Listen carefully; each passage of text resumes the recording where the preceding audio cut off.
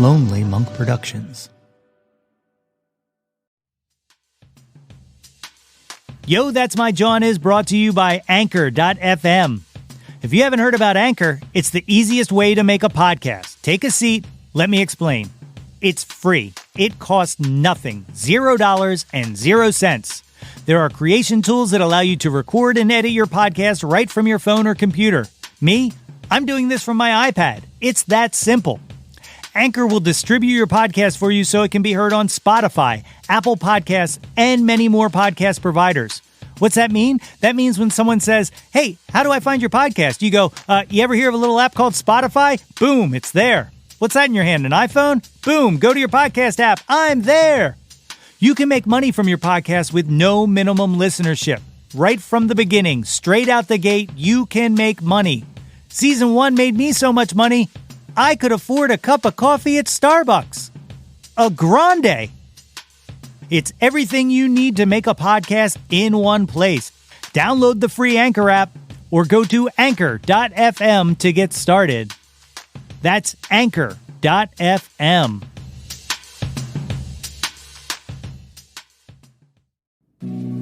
I don't know if y'all have heard the new album, The Art of Falling Apart by Serena Ryder, but yo, that's my Jawn! That's my Jawn!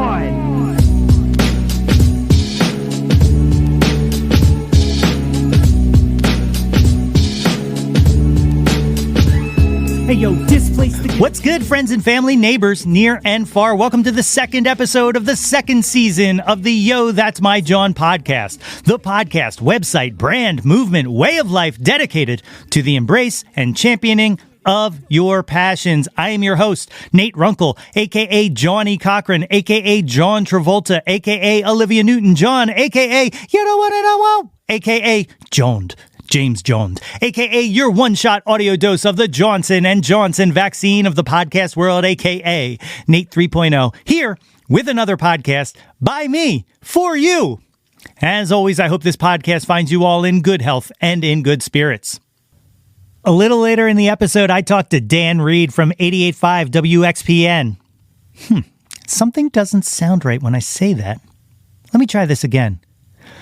A little later in the episode, I talked to Dan Reed from 88.5 WXPN HD1 Philadelphia, 88.7 WXPH HD1 Middletown, 91.9 WXPJ HD1 Hackettstown, 90.5 WKHS Wharton, and streaming at xpn.org. Member-supported radio from the University of Pennsylvania. Sorry, I always wanted to do that. Yeah, as I said on the podcast last week, 88.5 means a whole heck of a lot to me, so I was really excited to be able to do this interview. But before that, we take a moment to remember the late DMX. How we doing, gang? Y'all feeling all right? I said, you feeling all right? I'm not feeling too good myself. I don't know. It's not entirely true. I'm feeling better. It's like they say, darkest before the dawn and all that, you know? But I see it, that crest of light on the horizon. We're getting there, folks. And hey, I just got my first vaccine dose, so that's a positive. I had the Pfizer shot with a side of rice pilaf and a nice pairing with a 2011 Hugo Classic Pinot Gris. I don't know, I joke. But when Katie and we went to get our shots, we ended up at the wrong location because, of course, we did. But at that location, they had this sign up that was like, today's selection, Moderna, and we just can't stop joking about it. But yeah, we got the Pfizer shot, and that alleviates some, not all, but some of the anxiety that's been living rent-free in my head. It's crazy. I can't believe it's been a year of this madness. But the end is coming. The end is near. No, we can't lose sight of that. We made it this far, so let's not go and Zoolander this thing and take the stage before the winner's announced. Wear your masks, wash your hands, responsibly distance, all that. And if you can, when you can, get that shot, bro. I know you're not coming to the Yo, That's My Jawn podcast to learn how to wash your fucking hands, but I love you all, and I just want to see you all on the other side. This past Friday, we lost a legend in the passing of Earl Simmons, better known to many as DMX. I'm not going to pretend that D was my guy or anything like that, but I always loved his flow, and his output was indisputable. It all started for me the first time I heard Rough Riders Anthem. That Swizz Beatz produced track is a banger, and anyone over it would hit, but not as hard as X. The passion and energy he put into his verses ignited his songs like shining the sun through a magnifying glass, burning the dance floor to the ground in its wake. Speaking of the dance floor, as a DJ, if you ever want to see what it's like when a 10-ton bomb goes off, well then all you have to do is drop the needle on his Jawn Party Up and watch everybody lose their mind. Up in there, up in there. The dude gave his all, on the mic and on the stage. Those first two DMX albums, It's Dark and Hell is Hot and Flesh of My Flesh, Blood of My Blood, hold a special place in my heart because they were on a constant rotation in my homie Keith's basement when I failed out of college for the first time and I had no clue what I was going to do with my life. We spent countless hours down there playing 1080 on the Nintendo 64 while tracks like Get At Me Dog and It's All Good came exploding out of the speakers of Keith's Iowa system, a system that seemingly every single person I knew in the 90s owned at that time. Earl Simmons was a troubled human being, but as DMX, he brought a lot of people joy and happiness through his music, and he will be sorely missed. The man made people smile, so with that said, here is the brilliant DMX playing a parody of himself in the Chris Rock film Top 5 singing Smile. It's a hilarious clip you may have seen shared in his passing that holds just a little more meaning today. Rest in peace. Smile though your heart is aching. Smile even though it's breaking. When there are clouds in the sky, you'll get by. Smile through the pain and sorrow. What? Smile and maybe tomorrow you'll see the sun come shining through for you. I'm expressing myself over here, nigga. Light up your face with gladness. Hide every trace of sadness. And although a tear is ever so near, that's the time. You must keep on trying. Smile. What's the use of crying? You'll find that life is still worthwhile.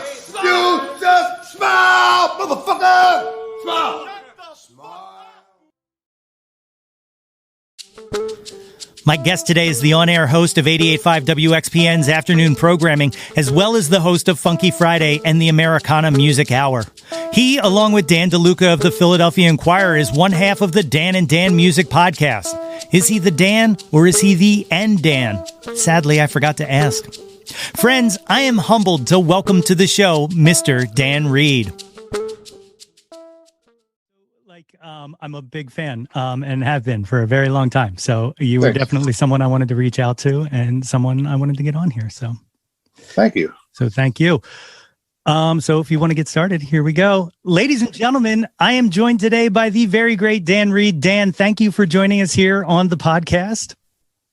Happy to be here. How do I look? We're having some lighting issues here, but you look fantastic, sir. Yeah, so do you. Oh, thank you. So before we get started, I always like to drop little random facts that is my connection to my guest and stuff like that. So my connection to you is I accidentally scared the crap out of you at a exponential music festival one day because out of nowhere, you were just walking by and unprovoked, I just screamed, "Where's my podcast, Dan?" Because I was a huge fan of the Dan and Dan Music Podcast and it disappeared. So what happened? Well, yeah, DeLuca and I have been talking about maybe trying to bring it back. I don't remember exactly. I don't, we're just lame, man. I hear you. We just dropped the ball. We have heard from a lot of people who enjoyed it. So thank you. I thought it was good. I mean, we had done it for a couple of years, we had some really good guests on there and I think it was building pretty nice, but life gets in the way, man. I do know. Get in the way. I do know. I did. So I did the first season of this and I meant to take just Christmas off because I was like, I don't want to have to rush to do all this. And here we are in March. I'm finally starting back up, just time gets away from you. So tell us all a little bit about what a little Dan Reed was like. Where did you grow up? I'm from Hamilton, Ohio. which is just north of Cincinnati, and grew up like most people. I think yourself and everybody else listening to this, huge music fan. Can't remember a time I wasn't listening to the radio, and playing sports and growing up, man. Doing the do there. I always did want to be in radio though, so I'm happy I was able to make a career out of it. That's awesome. So when you're a kid, what's playing around the house? Like, what were your parents listening to? Well, my dad was a country western fan. I didn't have a whole lot of music around the house, but my dad had his Merle Haggard records and the Holy Trinity: Merle, Johnny, and George sure. Jones, Cash, Merle Haggard. He liked that classic country stuff quite a bit, and my mom was more of a Glenn Campbell type of listener, so I heard a lot of country music, but I had cousins and stuff, and got indoctrinated into the Beatles and Stones when I was a kid, even though they were a little before my time. But the first band I really loved was the Monkees. They had the weekly TV show. I had all the records. They were my favorites, I just did a full rant two episodes ago about how I think the Monkees should be in the Rock and Roll Hall of Fame.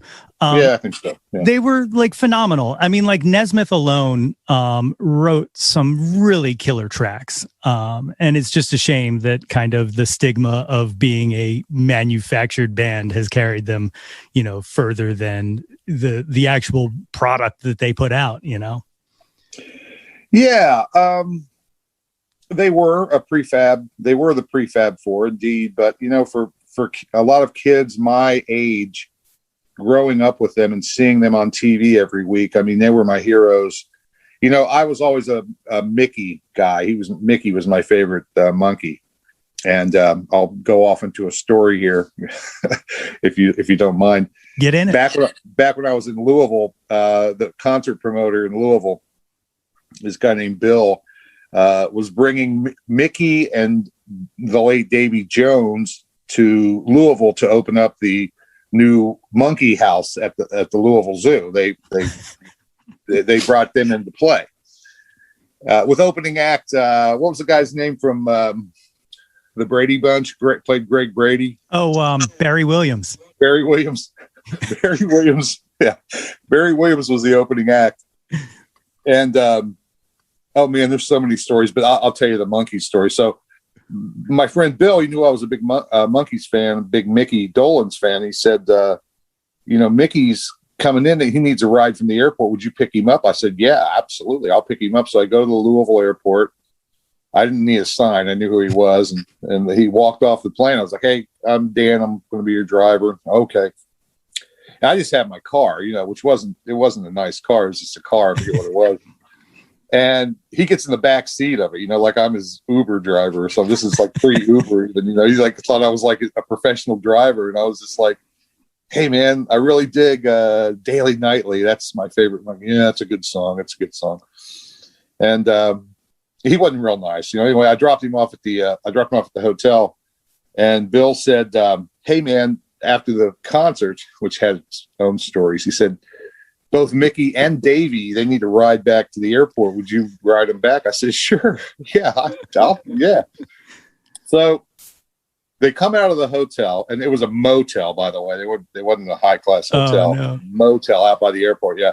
It was only like a half of a mile or a mile drive. It wasn't a big deal. And I pull up, and Mickey walks out. I was like, hey, Mickey, good to see you again. I got your ride. He was like, okay. And then Davey walks out. He goes, where's the car?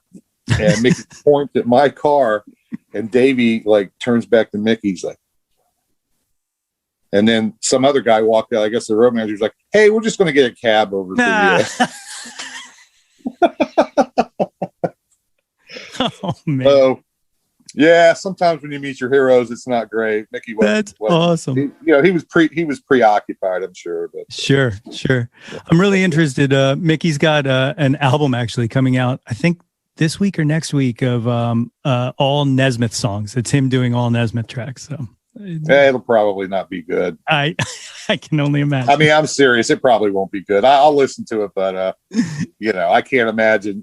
He's gotten worse and worse as time's gone on. He used to be a really good rock and roll singer. Yeah, I thought. But fuck you, man. He should have been nicer to me. That's why I said. That's exactly right. You diss the car, you get off. I didn't. I wasn't really like fanboying him or anything too bad. Yeah. I don't think I was. But he just wasn't having any of me at all. So that's all right. That's okay. That's awesome. I did meet. You know what? I met Mike Nesmith. He came in to do a World Cafe years later, and I think he played that night at World Cafe Live. I can't really remember. Nicest guy in the world. I was there, front row. Yeah. Total gentleman. Nice guy. Yeah. He's. I was like, why is Mickey? I was like, Mike, why is Mickey such a dick, man? And he didn't answer me. It's hilarious. Yeah, there's this rumor, and it seems to be true that he really did not get along with Davy Jones, and that's what kept all of those reunions from happening. And then once Davy passed away, then he was right back in the fold and touring again. So I don't know. I mean, I think that I can't believe we're talking about the Monkees this much. I will say this much about the Monkees. They were put together for a TV show. They sort of. It was the weirdest thing. So they started off as a TV show and they became a band, I mean, Mickey learned how to play drums and, I believe Peter Tork, Peter was like a folky guitar player, like a Greenwich Village type guy. I think he learned how to play bass, just to be on stage. So they did have a live stage show at some point as the Monkees. So I do give them credit for doing that. And, Davey could play a mean tambourine. That's all know that. Plus, Axl stole his moves, so Yes, true enough. Another reason to be in the Hall of Fame. There you go. So you said I think they should be in the Hall of Fame. I do. They had enough of an influence, on a generation of people, and it wasn't just my generation. When they replayed those old Monkees episodes on MTV, man, those things were huge. I mean, that's how I got in. Another whole generation. Your generation got turned on to. The hijinks of the Monkees, and some really great songs too, by the way. I mean, they had songs written by some amazing songwriters, Harry Nilsson and of course Burt Bacharach and Neil Diamond and all those guys. Jeff Carole Berry, King. Yeah. Carole King. Those guys were major, And that was part of my premise was like, what did the Monkees not do? I mean, I know the answer to this. It's kind of a hypothetical, but what did the Monkees not do that Elvis did? Right? They didn't write a good majority, but I would say, wrote more than Elvis did. They ended up performing their own songs. Right. Elvis, a good amount of time was just using that guitar as a prop. Like I would say that, it seems fair that they should at least get a nomination, like not. No, I think you're right. I mean, I'll piss everybody off by saying this. I mean, I still say Elvis was overrated. Perhaps if I was part of that generation, I'd feel differently. But I'll take Little Richard and Jerry Lee Lewis. Oh my God, yeah, those guys over Elvis and Fats Domino, all those cats. I mean, I don't mind Elvis, but God, he got bad there in the 60s, everybody blames it on Colonel Tom Parker, but, Elvis could have done whatever he wanted to do. And he decided to do all that stuff, and went for the easy money and a very lazy performer, I think, overall. I think he could have done a lot more. He was amazing presence, a singer, incredibly handsome, charismatic individual. But I just always dug like Little Richard and Jerry Lee a lot more than Elvis. But like I said, I didn't grow up. I'm not that old, I didn't grow up back then. Perhaps if I would have seen, the Hillbilly Cat back in '56, I would be saying something different. I don't know. Yeah, I'm the same way. Jerry Lee is was like my guy. He's still living too. Unbelievable. Still outlived them all. Unbelievable. Yeah.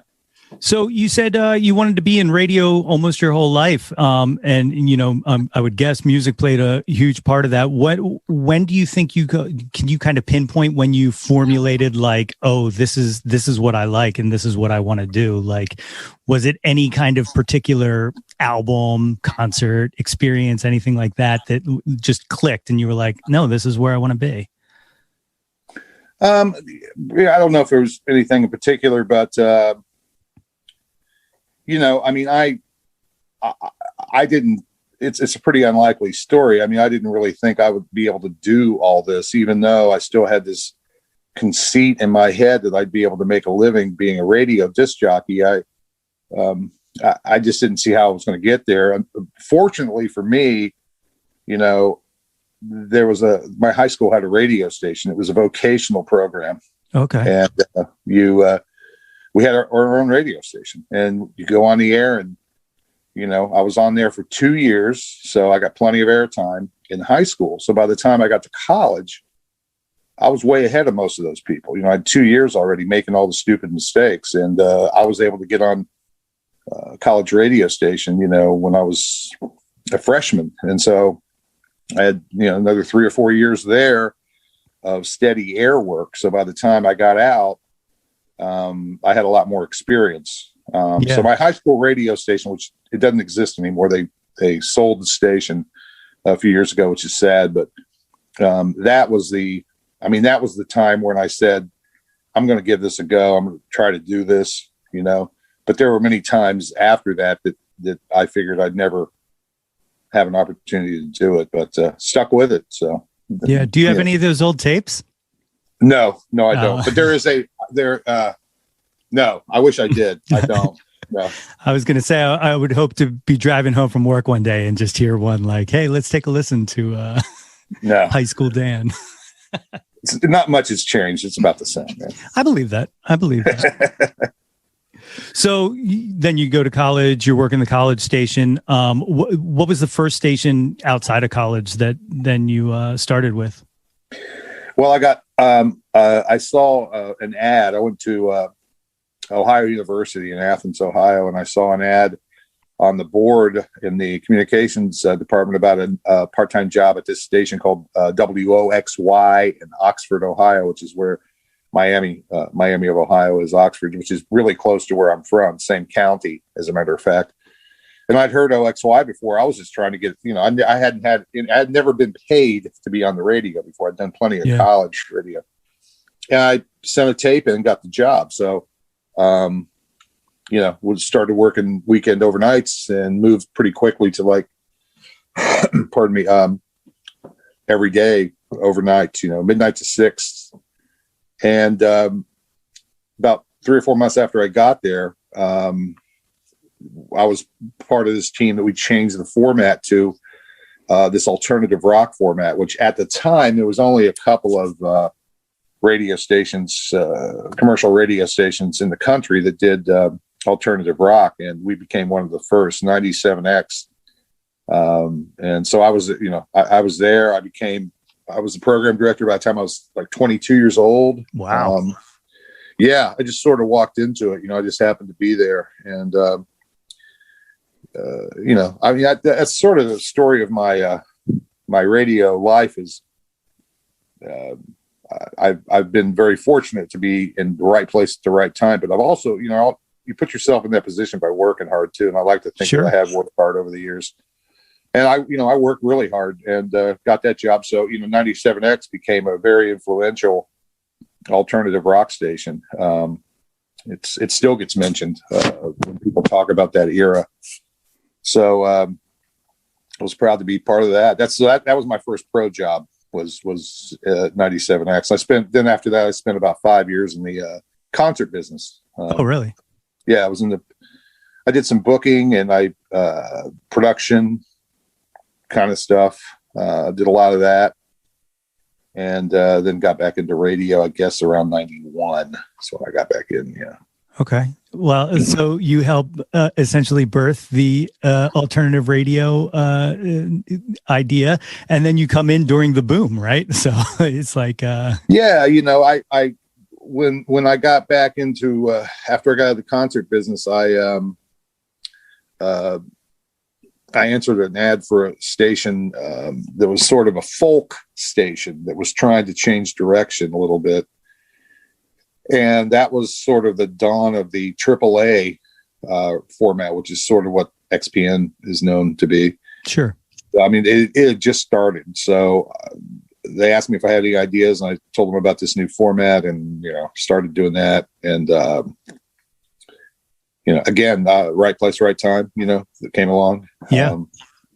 So I was there for a while, worked in North Carolina for 2 years. It's the same sort of format, and spent about 7 years in Louisville, Kentucky, which is where I was when I got this job. So I've been here since 2004. It'll be 16 years. Wait a minute, 17 years. Is that right?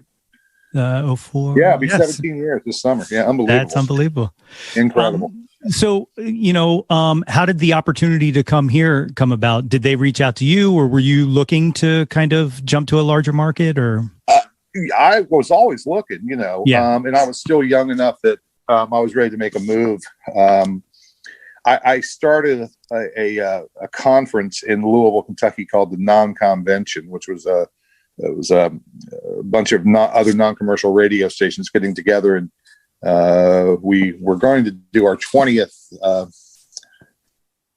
anniversary last year, and the COVID thing knocked us out, but we're doing a virtual one this year, and hopefully we'll pick it back up. But so I started doing that, and I think that got the attention of people in Philly, and they had an opening here, and I applied for it and got the job. I was really, really happy to be going to Philly and to be working at Wxpn. Very happy about that, and it's been a good move for me and my entire family. We're home. This is home. And, I don't want to go anywhere else, Yeah, man. I mean, it's a tremendous station. Unless the Dan and Dan podcast takes off in a big way. Yeah, but you can do a podcast from anywhere. Like I said, That's I'm true. in my basement, Yeah, it's true. Yeah. So am I, by the way, in my basement. Yeah. But yeah, like Wxpn is such a special station, and it has played a huge part personally for me as a listener and a concert goer and finding new artists.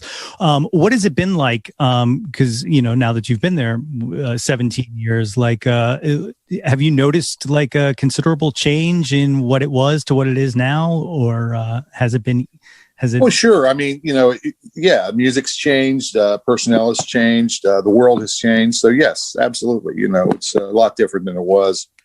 I think the consistent fact is that,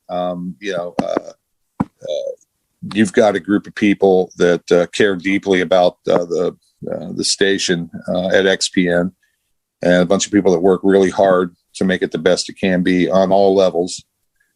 It's the biggest station I've ever worked at. I've never worked at a station it's with as many people working together as this is. This past year has been weird because of COVID, but we got a big staff, we got a big budget, we've got a lot of members, we've got a lot of listeners. It's a major market, it's a top 10 market. It's it's the real deal. It's the real life. And again, I think the thing that's stayed the same is that we try really hard to make the best station we possibly can. But yeah, music's it's changed musically. I think you could probably tell that as a listener. Yeah, sure.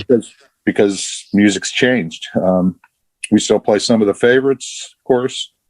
Our audience tends to be a little older than most like rock centric radio stations, but that's okay. I mean, we've got an incredible group of listeners, people that are musically inquisitive. They want to hear new stuff, but we're also able to play old stuff and be creative. Everybody that's on the air has a say in what we sound like and what we play. And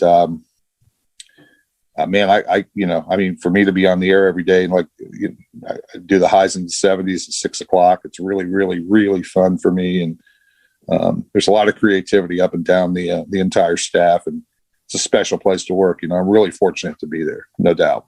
I mean, it's like anything else. I mean, you have good days and bad days, and you don't agree with everything. But man, I mean, overall, God, for me, at my age to be able to do what I do at this radio station right now. I'm incredibly fortunate, and you know, I mean, I hope everybody that works with me knows how fortunate I am to work with them too. You know, I really am. It's a really good situation overall.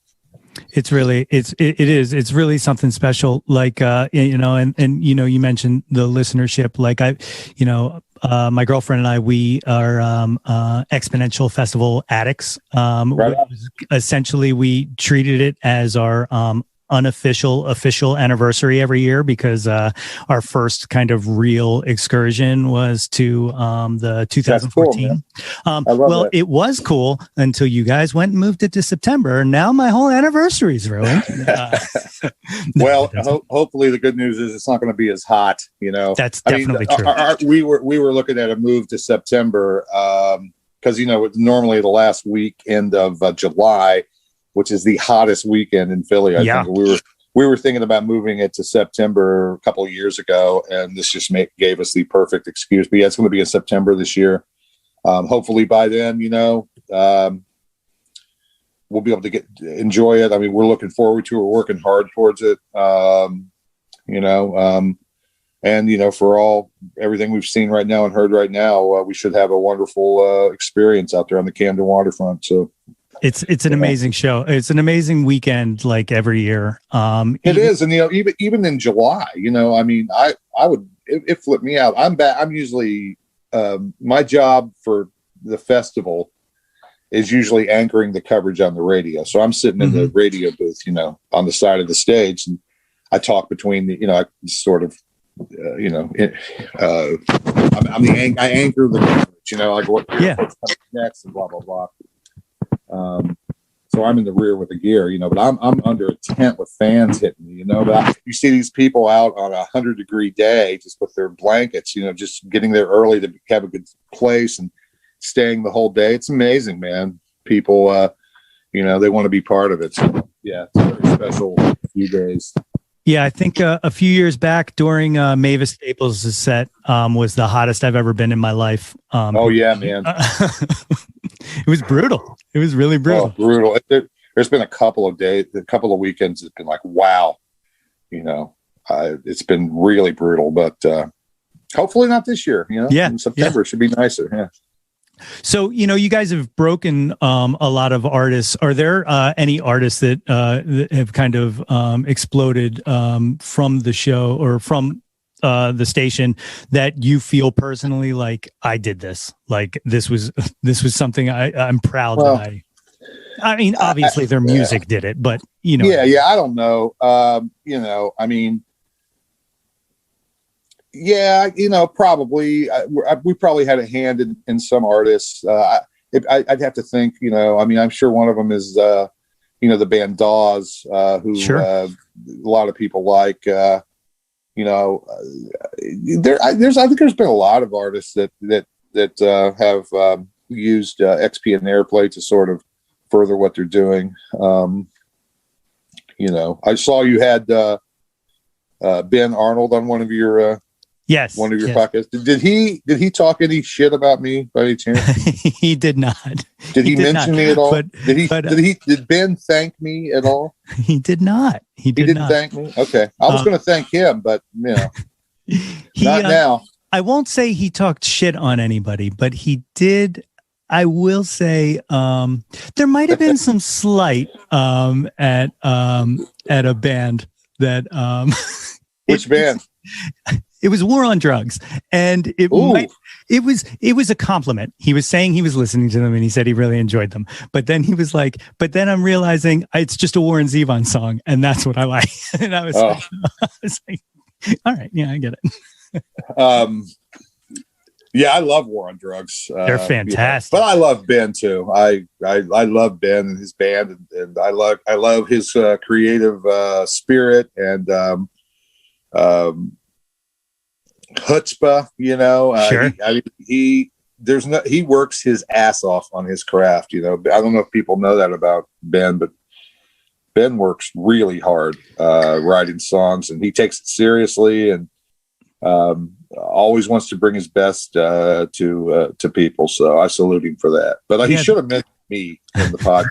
I'm not real happy about that. I'm going to have a conversation with him as soon as I get off here. I happen to have his number, so I may call him. There it is. Give him the call. You guys can talk shit on me. Okay. I don't know you well enough. Okay, good. I'm sure. Hey, look, I'm sure once I get to know you, I'll have plenty of shit to talk about. That's exactly right.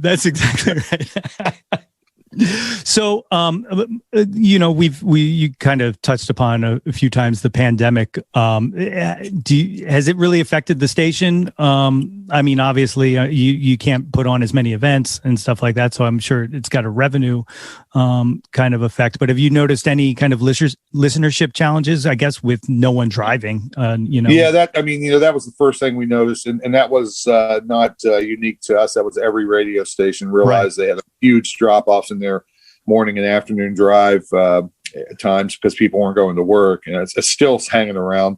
Listenership was off for us, and 99% of the other radio stations out there.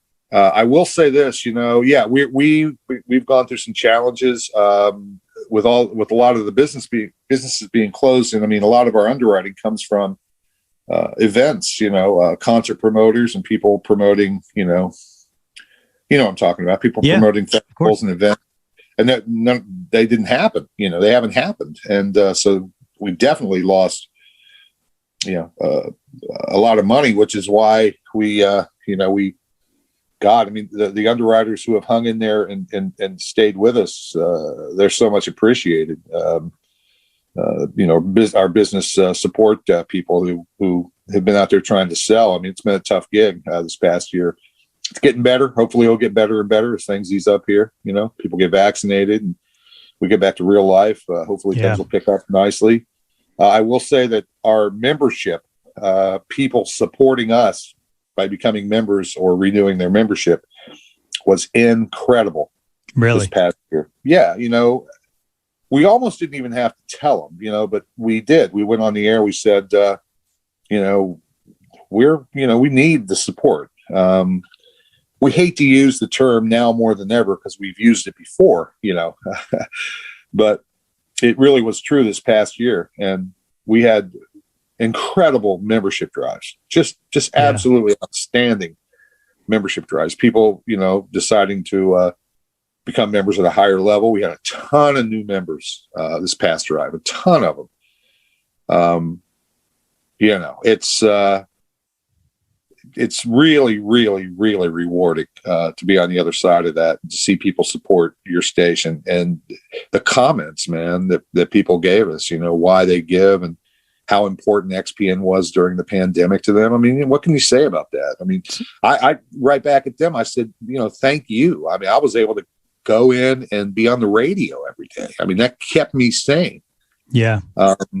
It really did. I mean, it was, the thanks went right back to people who listen, because, no bullshit with this either. This is, I'm not a melodramatic guy, but I mean, the support we got this past year was unbelievable, just incredibly rewarding and just outstanding. Our members really, really came through. We got a ton of new people join us too. So all in all, we got hurt this past year, like most small businesses have. Yeah. We're trying to rebound. We've got good leadership and direction, and we know what we need to do. And we just try to keep making good radio, to keep people coming back. I mean, that's the most important thing, just trying to be creative, Yeah. Well, you guys are definitely succeeding, and it's definitely well earned. As a member, we love you. I mean, Thank you, man. Thank you very much. It's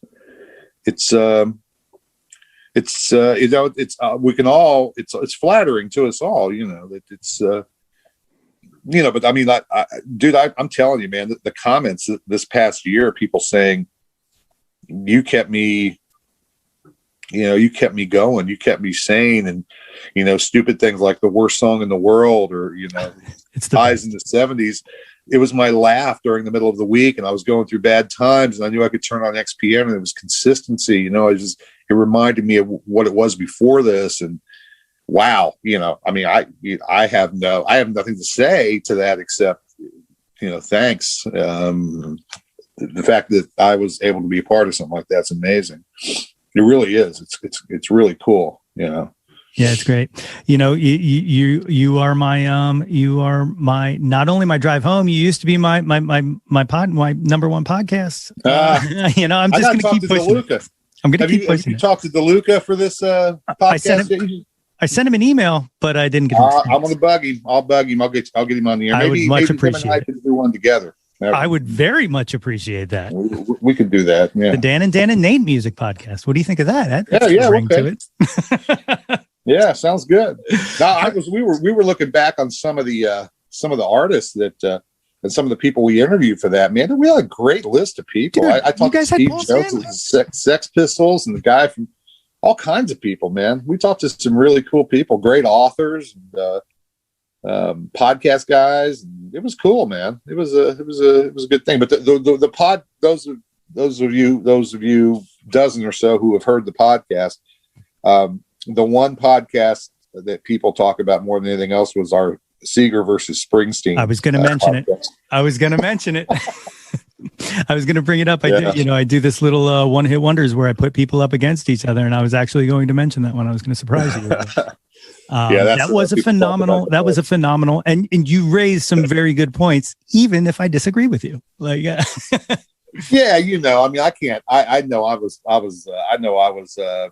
in a bad situation trying to compare Bob Seger to Bruce Springsteen in Philadelphia. I know I was going to lose and get shouted down, which I did, but I was just I told Dan and he didn't believe me. When I was in high school, Bob Seger was tons bigger where I'm from than Bruce Springsteen was. It wasn't until Born in the USA that Springsteen got really, really huge in my part of the country, in the Midwest, Yeah. And, I heard Springsteen on the air, I heard Born to Run. And the first Springsteen album I bought, I think, was Darkness, which still is my favorite. Darkness Enters the Town, still my favorite Springsteen album. Yeah. But I liked Bruce Bruce Springsteen, except for his new album. I don't think it's very good. We don't need to talk about it. Yeah. It's kind of boring, man. Yeah. But have you caught any of his podcast? Springsteen has a podcast? It's even better than that. Springsteen has a podcast with Barack Obama. It is. Oh, yeah. I didn't know. I haven't heard that yet. I heard about that though. That's it's right. Unbelievable. Yeah. I was not prepared. I hit play and I'm like, what are these two going to talk about? And I was like, oh, what do they talk about? There's an entire episode about race, and Bruce talks about tells some incredible stories about the challenges of touring, like even into the 70s, in the 70s and early 80s, with, Clarence in the band, and some of the issues that have come up and stuff like that. Yeah. And then Barack kind of tells some stories from his childhood and stuff. It was like, I was not prepared. I was like, really just expecting them to just kind of shoot the shit and it be kind of a thing, but. Right. I'm sure it's good. I'm sure it's very good.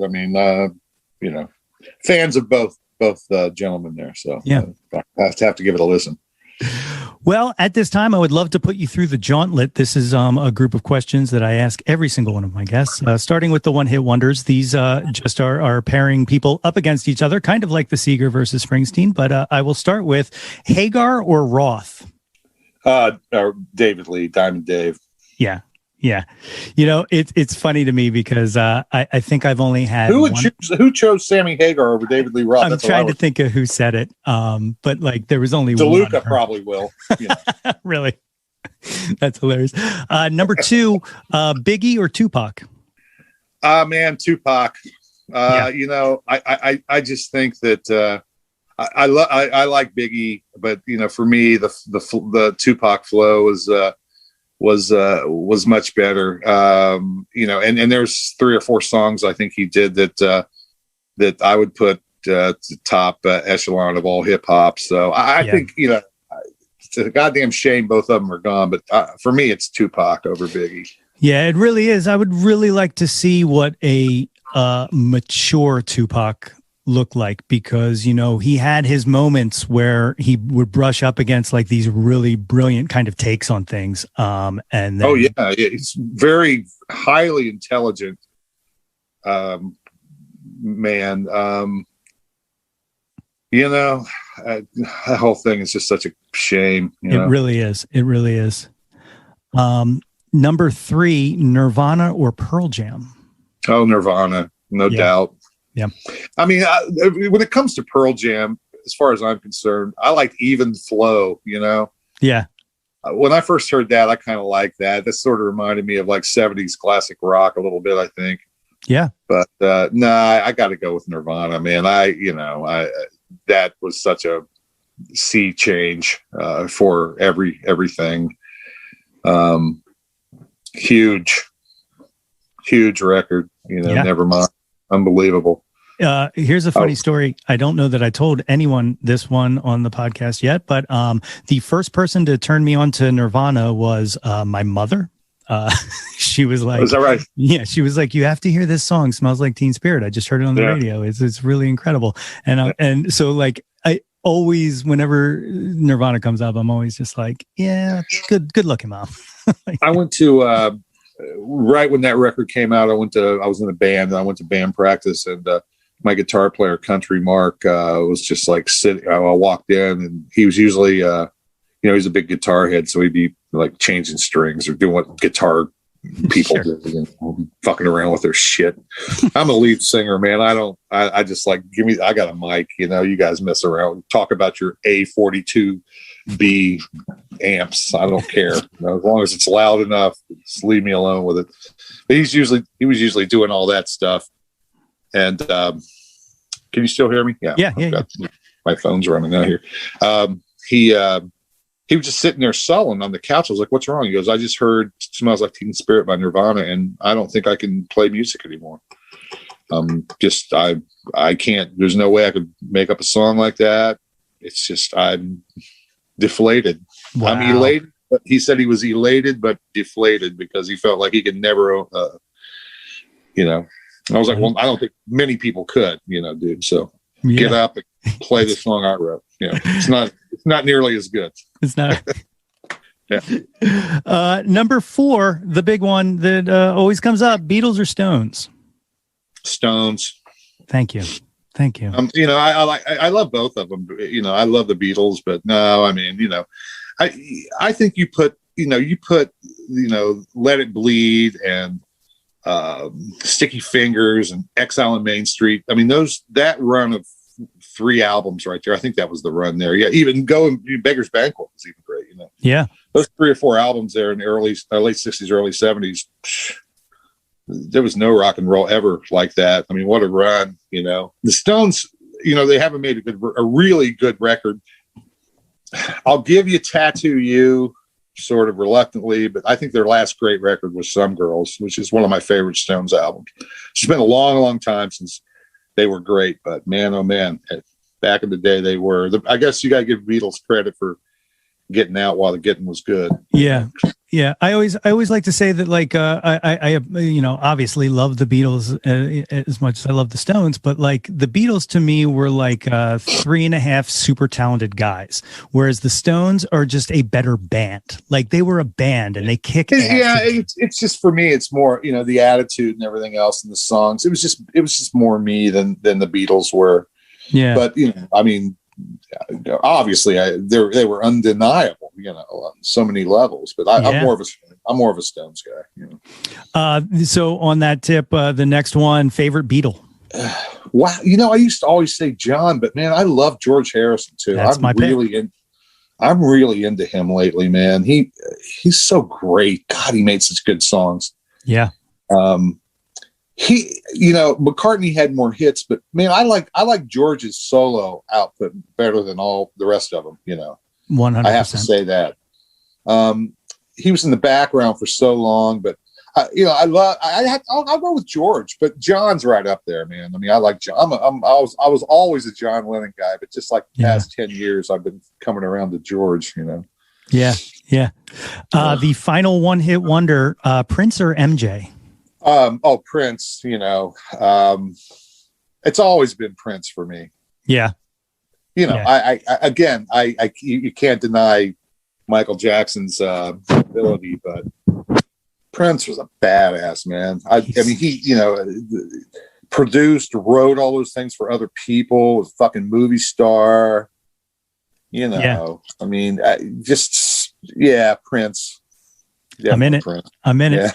All right. So then the final, the way we wrap this up was with the top 10 countdown. I use the word Jawn to be anything you want it to be. So it doesn't have to be music. It can be a movie. It can be a feeling. It can be food. Anything you want it to be. It doesn't have to be music, though I usually tend to move towards music. Question number 1, what was your first Jawn? What was the first thing you remember being obsessed with? Yeah, probably the Monkees, really. Yeah. Yeah, I'll go with that. Bookending. Yeah. I like it. Number 2, what's your current Jawn? What are you feeling right now? Let me think about that. That's a good question. You know what, man? I would have to say I've been listening to a fair amount of jazz. I'm not trying to sound like, I've been listening to some jazz lately. But I love Thelonious Monk. God. That album, Underground, is, I could listen to it every night. I really could. In fact, I might listen to it when I'm done here. So I like T Monk is my current Jawn. Yeah. So the production company that I started that it produces all of this, which is literally just me, is called Lonely Monk Productions, taken from the Tabitha Soaring question of Bill Clinton, who's your favorite musician? He said Thelonious Monk, and she thought he said the loneliest monk. So Lonely Monk Productions. So that's good. That's funny. It is awesome that you picked that. Number 3, what was your first concert? Oh, the first concert that I really went to was opening act Robert Palmer, followed by Manfred Mann's Earth Band. Yes. And the headliner was the Dreamweaver, Gary Wright. Gary Wright. I love it. Riverfront Coliseum, Cincinnati, I think 1975. That's awesome. That is an awesome first concert. I like it. That was my first one. It wasn't awesome, but it was okay. I'm glad I got to see Robert Palmer. You know, that was cool. Yeah. Yeah. Number 4, which has taken on a whole new light since I wrote this question. What was your last concert? Oh man, that's a good one. Somebody asked me that earlier, and I'm trying to think. Dude, I don't know. I'm going to say, you talking about a big concert or just a band I saw? Either one. It was probably some band at Dawson Street Pub, my favorite bar in Philly. 2 episodes in a row we've talked about the Dawson. I think it might have been Freddie Berman's Hawaiian band. God, if I forget the name of the band, he's going to kill me. What are they called? The Hawaiian guys. Oh God, hang on, I gotta go look at this record here. Because my friend Freddie will be really pissed at me. Slowy in the Boats. Okay. That's what I'm going to say. Slowy in the Boats at Dawson Street Pub sometime in, the before times. Yeah. Yeah. In the before times. Yeah. It's funny. I was just, that's the second time Dawson Street has come up in 2 episodes. So, because I actually played open mic with Ben, and that was my connection piece. So he's been there before. Yeah. I believe I don't know if he's allowed back, but he has been there before. Number 5, what is your favorite concert you were ever at? Jesus, these are hard. My favorite concert I was ever at. I saw, my favorite concert in the past 5-6 years was Tom Petty at the Wells Fargo Center. I'm glad I got to see him before he passed away. Awesome. It was a fun show. I've always been a Petty fan, and he was fun that night, and it was great. Yeah, we enjoyed that. Me and Ann, my wife, went. We really had a good time. We were both really glad we saw him that night. So I'll go with Tom. I like it. I like it. Number 6, who did you never see live that you wish you could have, live or dead?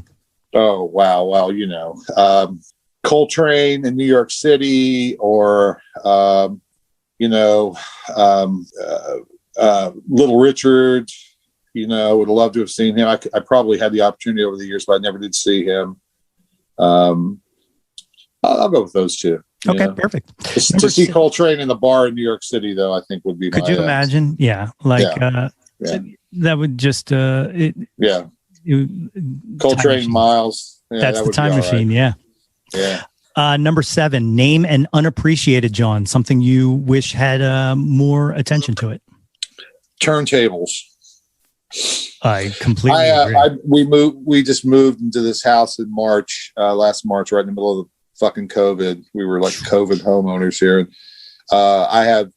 I'm in my basement now. And so, I hooked my turntable back up, and everybody needs to get a record player and some records, because it's not like listening to your iPad or or even if you've got a great stereo. I mean, you got to get a record player. You got to get some records, and you got to sit down and play records. It's been a joy for me this past year. So I've acquired all my dad's vinyl when I actually stole it from him before he passed. But now that he's passed, it's taken on a whole. I'm sure he's glad you got him. Yeah, he is. He is very. Yeah. Even he was very. I kept telling him, "Come over, check him out. You can come visit." Yeah.